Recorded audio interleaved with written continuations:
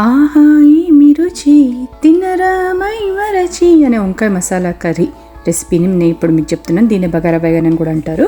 దీనికి కావాల్సిన వస్తువులు వంకాయలు అండ్ కాల్చినటువంటి ఉల్లిపాయ, కరివేపాకు, కొద్దిగా బెల్లం, ఆవాలు అండ్ అట్లాగే జీలకర్ర, మెంతులు, కొబ్బరి, ఎండు కొబ్బరి గ్రేట్ చేసింది, గసాలు, పల్లీలు, నువ్వులు, ఎండుమిర్చి, కొద్దిగా చింతపండు రెమ్మలు అండ్ ఒక చిన్న అల్లం ముక్క, ధనియాలు, ఇవన్నీ ఫ్రై చేసుకోవాలి నూనె లేకుండా.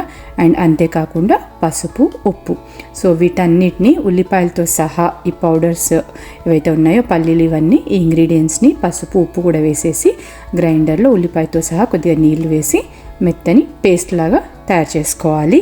ఇలా పేస్ట్ లాగా తయారు చేసుకోవాలి. వీలైతే కొద్దిగా నీళ్ళు కూడా వేసి పేస్ట్ చేసుకోవాలి. దాని తర్వాత వంకాయకి ఘాట్లు పెట్టేసి దీన్ని కాగుతున్నటువంటి నూనెలో వేసి కొద్దిసేపు వేయించుకోవాలి.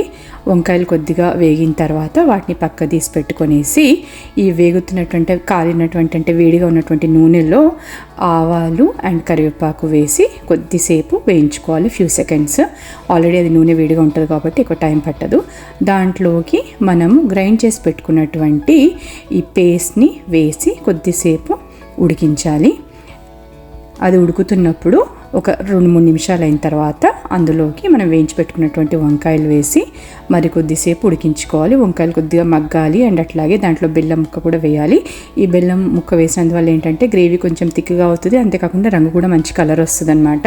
సో ఇట్లా వేసి వంకాయలు కూడా కొద్దిసేపు అంటే ఒక 10 మినిట్స్ మీడియం ఫ్లేమ్లో అయినా ఉడికించిన తర్వాత నూనె పైకి తేలినప్పుడు కొత్తిమీర చల్లేసి వేడి వేడి అన్నంలో సర్వ్ చేస్తే చాలా టేస్టీగా ఉంటుంది. ఈ రెసిపీ కనుక మీకు నచ్చినట్లయితే please like, share and subscribe. Thank you.